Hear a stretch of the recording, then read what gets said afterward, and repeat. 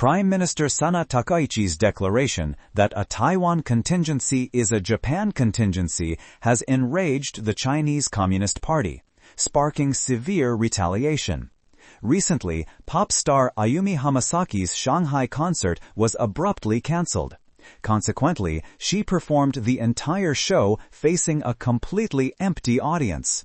Even more absurdly, during a concert by Japanese singer Maki Otsuki in Shanghai, staff suddenly seized her microphone mid-performance and escorted her off stage, leaving her stunned. On the evening of November 28 at the Bandai Namco Festival 2025 in Shanghai, Maki Otsuki was performing the theme song Memories from the anime One Piece. Suddenly, all screens and lights went dark as staff cut the power. The performance was brought to a sudden end, plunging the venue into chaos. Witnessing this, the audience exclaimed in disbelief, "This can't be happening, and we are witnessing this in our lifetime." The host announced the show was over. Furious netizens targeted the CCP, calling their vile actions worse than the Nazis. One user commented, "When the Nazi SS captured Jewish pianists, at least they waited until after the performance to act before making arrests." Others stated, "The CCP is disgusting. At least let the person finish singing. Canceling halfway is inhumane. Is this the demeanor of a great power?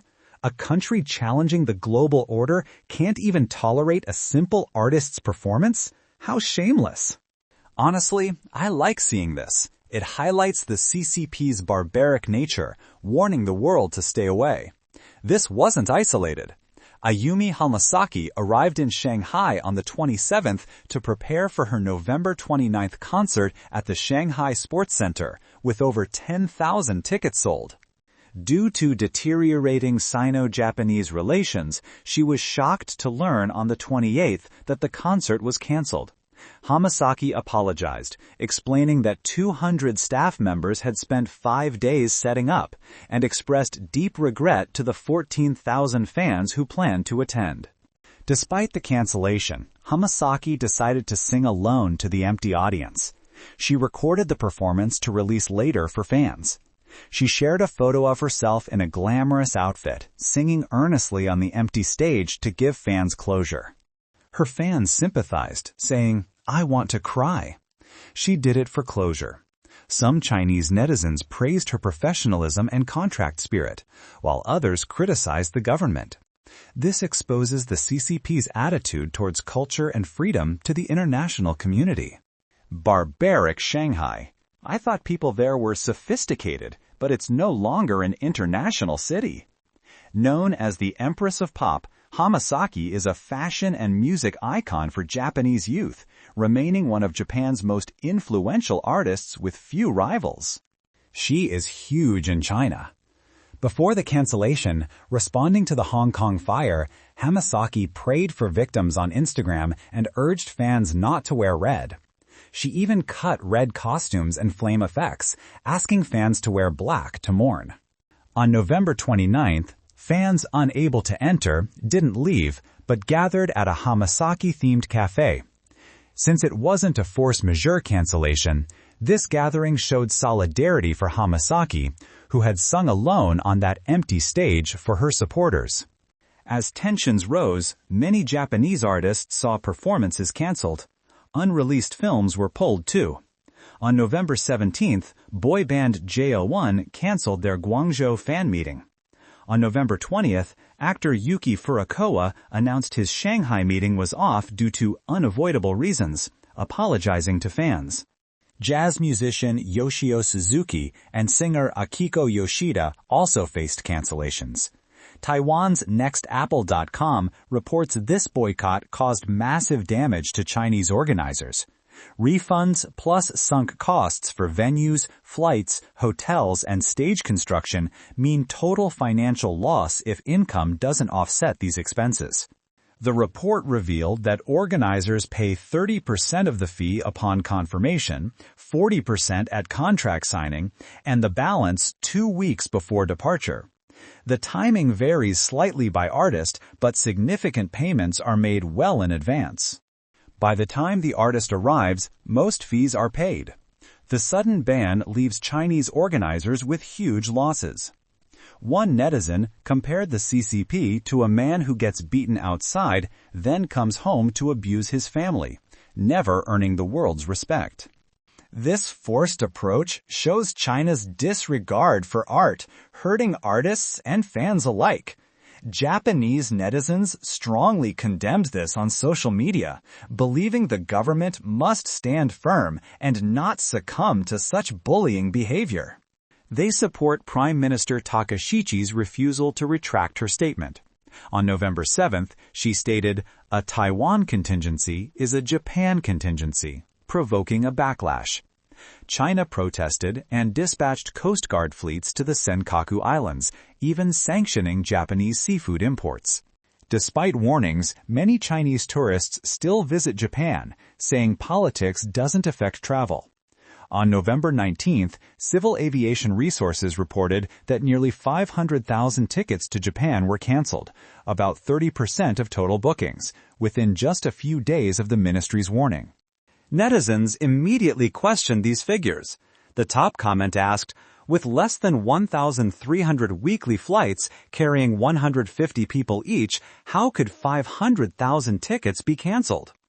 Analysts noted that on November 15, confirmed bookings by Chinese tourists were 1.5 million. However, data shows this dropped to 1 million in 2 days, implying 500,000 cancellations. Commentator Yandan wrote, "The real issue is skepticism. If no one trusts official data, the CCP's authority is collapsing." She asked why 1.5 million people still want to visit Japan. Doesn't that show brainwashing has failed? After the CCP urged citizens on November 14th to avoid Japan, dissatisfaction surged. Netizens asked, why encourage visiting Cambodia while discouraging Japan? What is going on here? Some even defended Japan publicly. On Xiaohongshu, people joked, "Too many tourists. Time to clean up." Keywords like Japan entry still show successful trips. Chinese residents in Japan report life is normal. Flights have empty seats, customs is smooth, and everything is surprisingly affordable and safe. Many feel Japan is safe with friendly locals, unaffected by government issues. Over 20 people asked if I'm safe, so I'll show you. I'm at McDonald's, the streets are quiet and clean. I'm heading to Matsuya for a beef bowl now. After working out, I'm eating at Matsuya. Here's kimchi, tofu, grilled meat, and an egg. I've finished eating and will walk home to digest. As of now, Japan is safe. I don't know the future, but current entry is fine. There are lots of tourists here. Yesterday, in the city center, I saw so many Chinese tourists. I'm not saying you must come for sure, but it's up to you. As of now, rest assured that Japan is safe. Some commented, "Tonight at Shuja, the food court was packed with Japanese food. How can anyone claim to be anti-Japanese when Chinese people love Japan so much?" On November 23rd, lawyer Chi Su-shen posted a video showing real, orderly scenes of Tokyo. The video was praised for showing the clean, beautiful city, with netizens mocking those who criticized Japan. Many also shared flight photos showing no empty seats, surprised that despite warnings, the planes were fully booked and business continued as usual. Despite Beijing's warning, Tokyo businesses are unfazed. Shina Ito, a jewelry store owner, said that while Chinese customers decreased, Japanese customers increased, so sales haven't dropped. Her shop in Asakusa is still filled with tourists, balancing the numbers. In Ginza, Yuki Yamamoto, owner of a popular udon restaurant, told AFP he noticed no direct impact on sales. He estimated that normally half the customers waiting outside are from China, but business remains steady despite the travel advisory. He said, "I don't think there's been any dramatic change. Of course, it would be disappointing if customer numbers decreased, but we still have regular Japanese customers visiting, so we aren't too worried about the situation." Analysts estimate the loss of Chinese tourists could cost 2.2 trillion yen, $14.1 billion. However, the real impact hits Chinese-owned travel companies and shops. Japanese tourists spending 26 trillion yen can easily cover this gap with a slight increase. Fewer tourists also make implementing security laws easier, benefiting the country's long-term interests. The biggest impact is on Chinese airlines. The South China Morning Post reported most cancellations were round-trip flights from Shanghai to Tokyo. Experts analyzed this caused huge losses for Air China and China Eastern, potentially reaching billions of yen in damages. Netizens shared that while outbound flights worked, return flights were suddenly canceled, forcing ticket cancellations. A user planning a trip to Osaka posted that her December 8th return flight was canceled by the airline, leaving her stranded without a way back. Customer service cited an adjustment, with no seats available on the same airline. Prices for other dates doubled. This resonated with many, with hundreds commenting on similar cases. Some canceled trips, while others booked expensive flights with ANA or rerouted through Hong Kong. Interestingly, Xinhua News Agency published an article titled, "Japan has already paid the price," which trended quickly. Trending on Weibo, it claimed CCP countermeasures severely impacted Japan. It threatened Prime Minister Takaichi to remain silent or become a short-lived leader, a clear verbal threat signaling a shift. This suggests the CCP might be preparing to de-escalate. Netizens mocked the CCP for seeking a way out. In this conflict, more Chinese citizens are waking up, realizing the tactics aren't working as effectively as before. Previously, CCP provocations ignited anti-Japanese sentiment. Now, many mock the CCP, showing the tactic failed. Why hasn't China used harsh 2012-style protests? Analysts believe leaders understand the risks involved at this sensitive moment and fear public backlash. Mass protests could shift focus to anti-CCP anger.